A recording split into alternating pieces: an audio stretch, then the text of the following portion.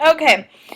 Start by, in your own words, defining tyranny, what you believe absolute power corrupts absolutely means, what you think consent of govern means, and don't worry about what does Al Gore have to say, because that's a video clip that I showed, so just forget that. Alright, so we're going over establishing our Constitution. And of course, establishing our Constitution starts with the American independence movement. You can see that image there. Think about what that image is for a second. Okay. Of course, it's an image of British soldiers in a colonist house digging through their stuff, probably, a depiction of quartering troops. Okay, so that was one of the many things that the British did that upset us. When we were first established as a colony, since we had a huge ocean dividing Britain and the Americas, we had that concept of statutory neglect. And statutory neglect means that by law, hence statutory, that's what statutory means, is by law, the British had just neglected us and let us go about our own devices. We established colonial governments, like state governments. We established our own economic system. But then all of a sudden, the British took an interest in what we were doing here in the American colonies. One major thing that they wanted from us is money, because they had fought the French and Indian War, so that was the British and the colonists together fighting against the French and the Indians. And the British were really sore about the fact that they had to come over to the colonies and fight this war to protect Americans. So they thought, well, you know what, we're going to get some money. We're going to make some money off of these folks. And they imposed the Sugar and Stamp Act. The Sugar Act, the big deal about the Sugar Act, because you're like, ew, big deal, sugar, who cares? Americans can't bake cupcakes. Sugar was used as a product to make rum. And the northern colonies of the northern colonies of America needed a lot of money. A lot of sugar to make rum.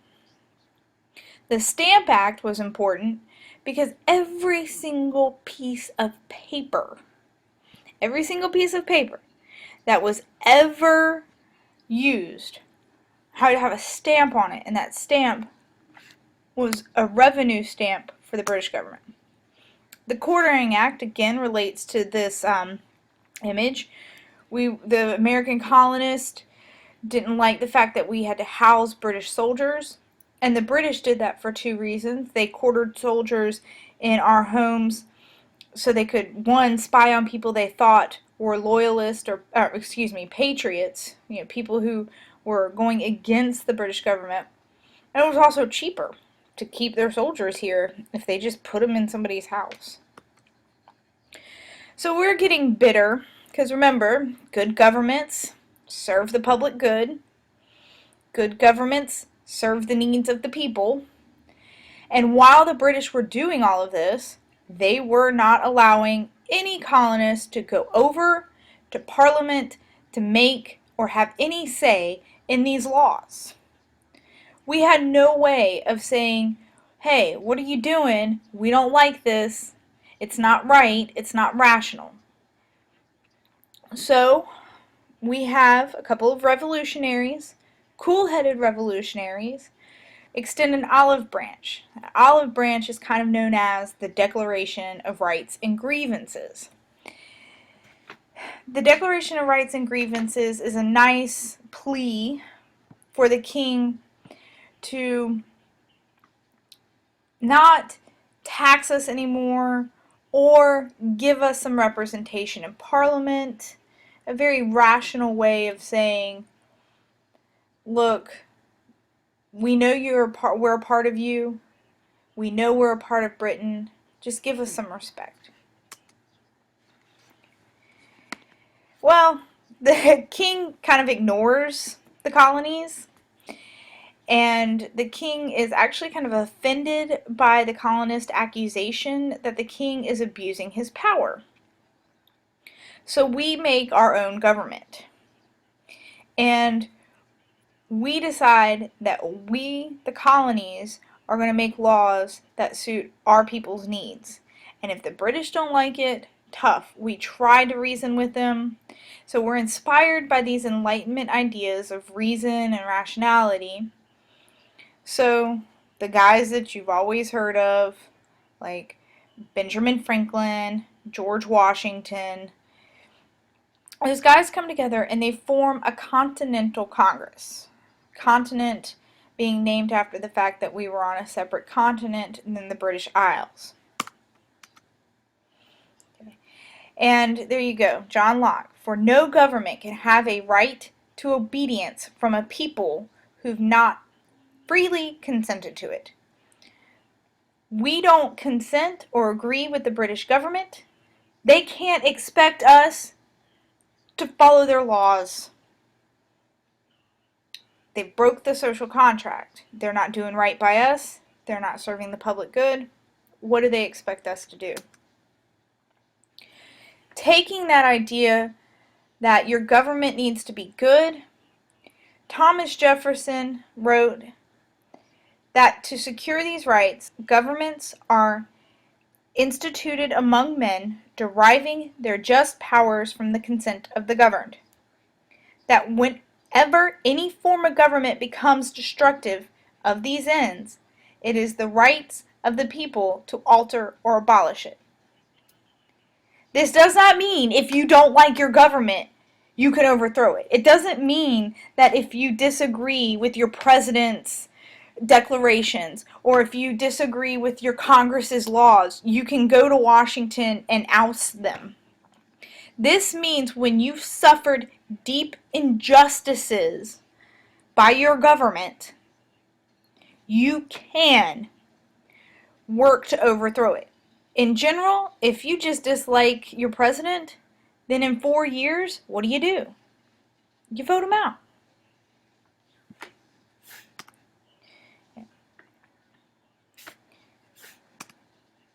Okay, so that's what we did.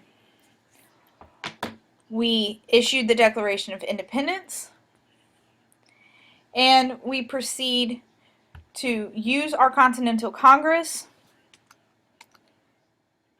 to establish a new government.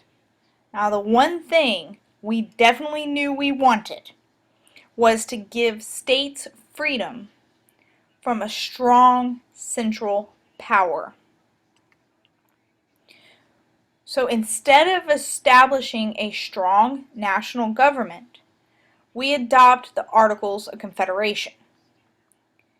The Articles of Confederation establish a confederation or a loose organization of state governments.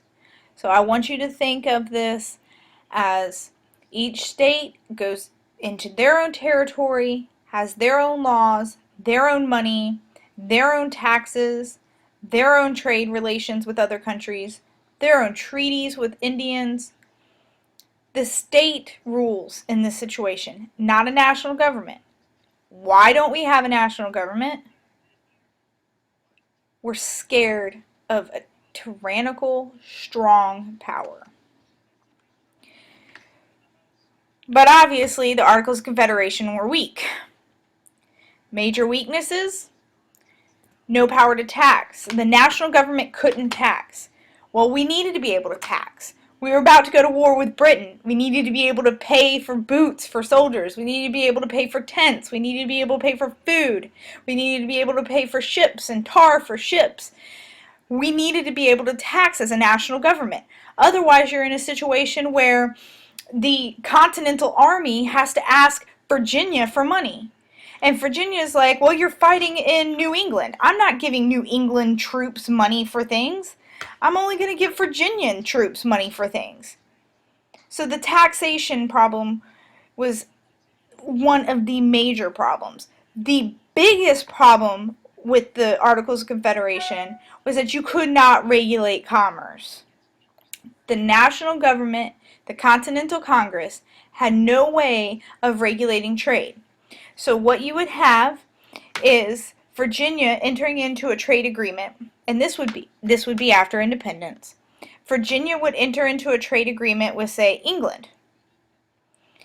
So instead of selling products like tobacco to the northern states, Virginia could make more money by entering into trade agreements with England, cutting out the northern states. And Virginia would then, in turn, buy manufactured goods from England instead of their neighbors. That was a major problem. Major problem. And one of the biggest powers of our Congress now is to be able to regulate that commerce. Okay. There was no court system. If Georgia and South Carolina were to get in a little squabble about this territory right here, there was no national court that would settle that dispute. So what you would end up with is either going to South Carolina court and Georgia court. And you know either court is going to be biased. There was no national army. That's pretty obvious. You couldn't squish rebellions or anything like that. And another big one that often is kind of forgot about is that if you wanted to change the Articles of Confederation, every state, every 13 of the state, all the 13 of the states, they had to agree to make a change. You couldn't just make a change with a majority. Every single one of the 13 had to agree. Which you're like, oh, no big deal, there's 13 of them.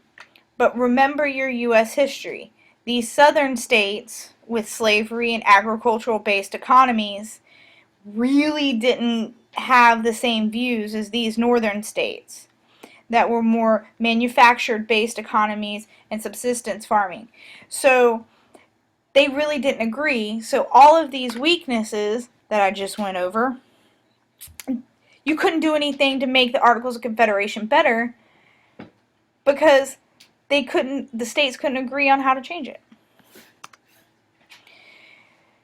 Really, the straw that broke the camel's back, or the thing that made the founding fathers realize they had to do something to replace the Articles of Confederation, was Shays' Rebellion.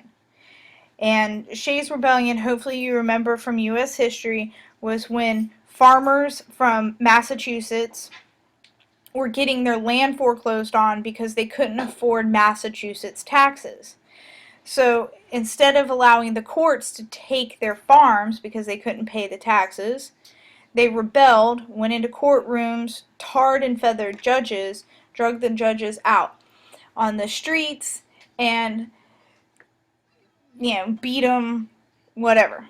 Rebellion.